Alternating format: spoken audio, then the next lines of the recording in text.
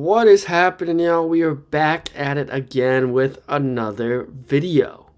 So as always, let's stay unique and stay myself. This is part 2 of It Is Time to Stay Quieter, part out loud. Emotionally, or the one so fragile that they have to suppress it.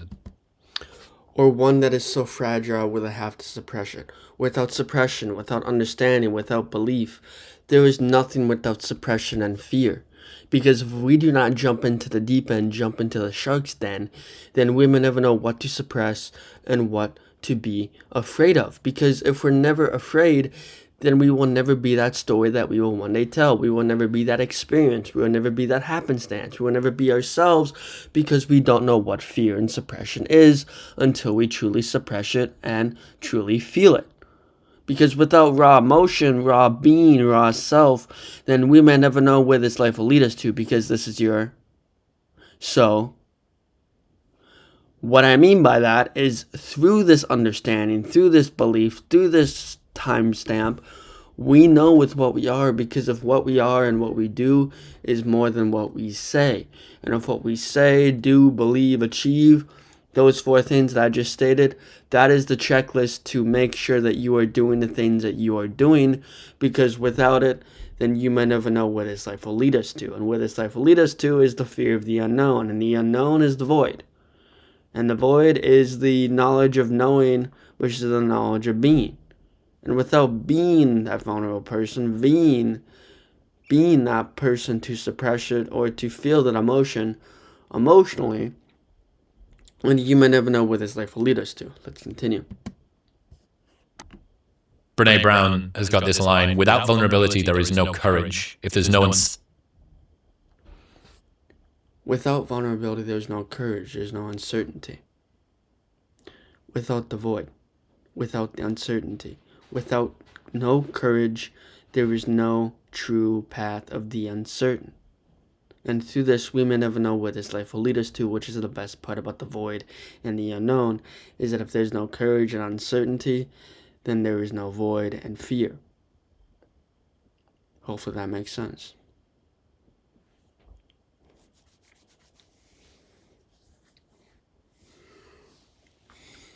certainty, no risk, no exposure, you're not being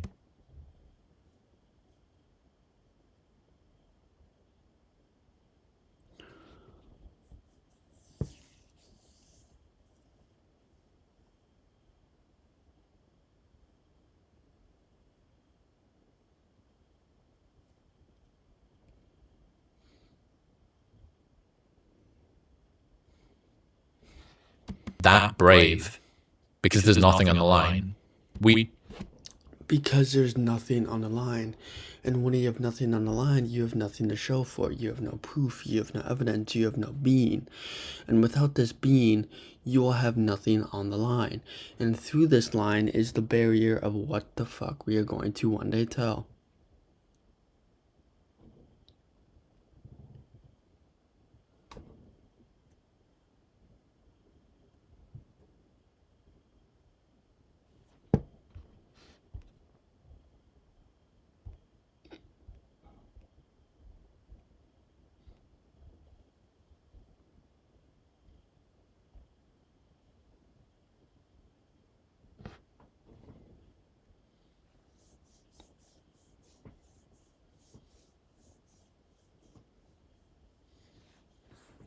So, without being brave, because there's nothing on the line, then that means that we need to curate the line. We need to tell the line. We need to tell the story, because without this story that we will one day tell, then we will never know where this life will lead us to.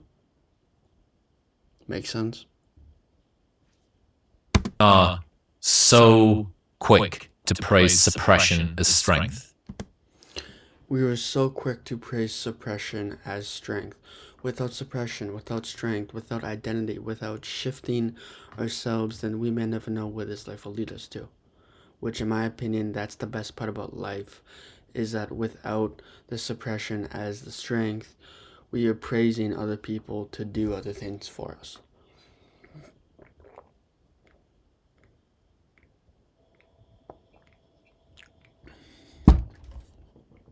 What I mean by that is that without the suppression, without knowing that we have strength, that we have fear, that we have understanding, then we know with what we are, because what we are is ourself. Without ourselves, we may never know how, which through this, we may never know where this life will lead us to.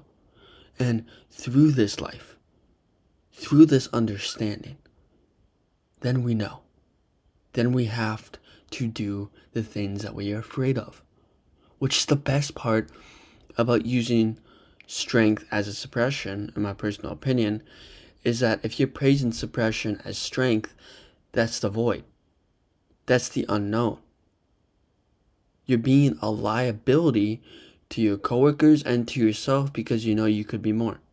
You know you could do more. You know you could become that strength in numbers. Standing back, watching my tail. We call it control. We call it discipline. We pretend emotional detachment. We call it control. We call it discipline. We pretend. We call it control. We call it discipline. But we pretend. And whatever we are pretending, that is not the story that we are going to tell. That is not the happenstance. That is not the belief. That is not the understanding. Because without pretending with what we are, we can never control the outcome, control the situation, or even become disciplined at it. Because we are afraid. And through this fear,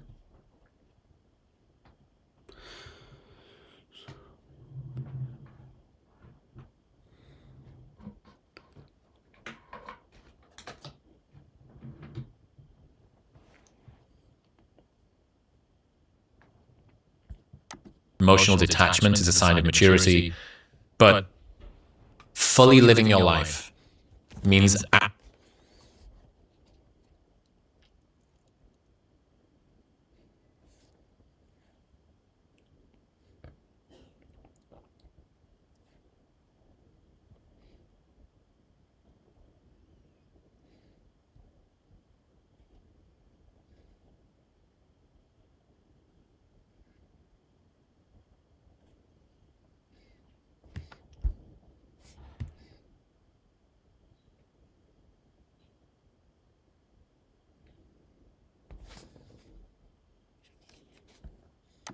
actually feeling what fucking happens, not just performing composure while something inside of you quietly breaks.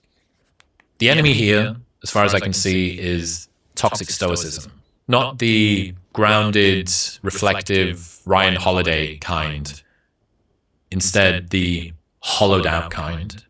The kind that rewards shutdown, that teaches you to be proud of how little you feel, as though restraint were the same thing as resilience. As were the same thing as resilience. to restraint, we're the same thing as resilience. If we're not restrained in our own ways, if we're not restrained in our own words, then we may never know what the definition of restraint is and what a definition of resilience is. Resilience is bouncing back to what number of baselines that you have, and restraint is restraining yourself to become that better version. Restraining yourself to believe in yourself, to believe in others when nobody was there for you. That is what resilience is. Because if you do not believe, then other people will not believe because they have not seen the proof, identity, or happenstance. And restraint, without restraint within resilience, you cannot push forward. You cannot say the things. You cannot do the things that you are doing because you are afraid of doing those things. Which is the fear, which is the void, which is the best part about life, in my personal opinion. As far as I can see, fearing vulnerability turns your inner world into a minefield. Fearing vulnerability turns your inner world into a minefield. Whatever vulnerability is, knowing that it turns our inner world into a minefield because we know with what we are, And if we know with what we are, we know what we could be. Which means we need to do the things now. Because if we do not do the things now, then we may never know what this life will lead us to. Which is the best part about the void, in my personal opinion. It teaches you to treat emotions like threats. So you tip. It tells you to treat emotions like threats. So you tiptoe around the Toe carefully through your life. Or you tiptoe carefully through life, because if you treat emotion like threats, then you're just going to tiptoe through life walking on eggshells, trying to not break them and trying not to put your life forward. Makes sense? Trying to not set anything off. Trying to not set anything off. It's a pressure point. If it's an understanding, if it's a belief, it will change. And when it changes, that is when the best part about life happens, is when it does not happen. When you do more about it, when you think more about it, when you become more about it.